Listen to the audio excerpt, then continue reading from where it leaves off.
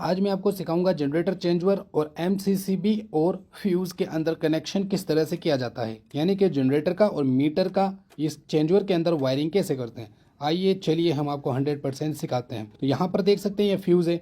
Fuse के output side में हम जनरेटर के कनेक्शन करेंगे। तो अब यहाँ पे आउटपुट साइड में मैंने दो वायर को कस दिए, तो अब ये दोनों वायर कहाँ जाएंगे, चेंजओवर के अंदर। क्योंकि ये है जनरेटर का, तो आपको चॉइस करना पड़ेगा कि जनरेटर का जो गियर है वो ऊपर की तरफ रखोगे या नीचे। तो मेरे केस में ऊपर है, तो हम ऊपर की तरफ न्यूट्रल और फेज चेंजओवर के सिंगल सिंगल पोल के अंदर डाल देंगे। ये देख सकते हैं कंप्लीट।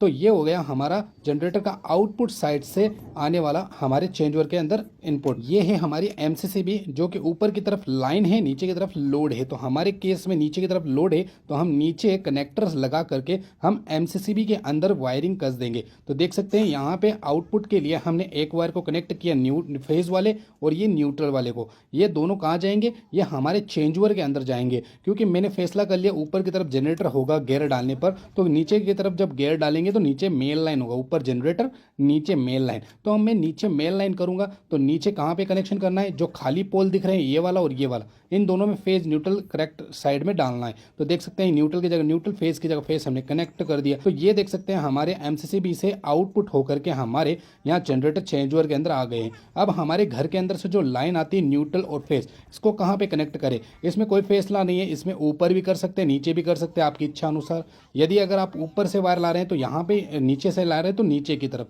क्योंकि आपस में कनेक्ट होते हैं। तो यहाँ पे न्यूट्रल की जगह न्यूट्रल, फेज की जगह फेज देंगे लोड वाला। तो हमारे घर की जो लोड की लाइन है वो कनेक्ट हो जाती है। तो यहाँ पे हमारा घर का लोड अब चला सकते हैं। लेकिन यहाँ पे रुको, अभी हमें जनरेटर की वायरिंग और यहाँ पे मेन मीटर की वायरिंग भी तो करनी है, यानी कि कहाँ से आएगी वो लाइन, घर का सबका कनेक्शन कंप्लीट। चलिए अब मीटर का और जनरेटर के वायरिंग को कनेक्ट करते हैं। तो यहाँ पर आप देख सकते हैं दो वायर जो आप देख रहे हैं ये जनरेटर से आ रहे हैं, और इसको मैंने एकदम राइट साइड में फ्यूज के अंदर डाल दिया।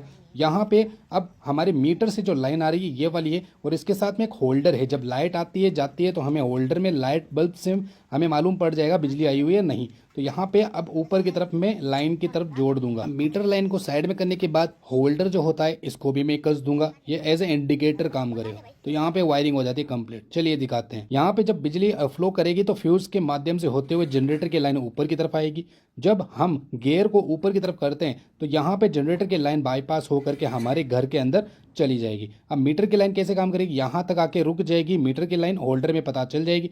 अब जैसे ही हम एमसीसीबी ऑन करेंगे तो नीचे की तरफ से हमारे आउटपुट निकलेगा, यहाँ तक पहुँच जाएगा। जब हम गियर को नीचे करेंगे तो यहाँ से होते हुए बाईपास हो जाएगी लाइन, और हमारे घर के अंदर बिजली ऑन हो जाएगी और हम काम कर सकते हैं।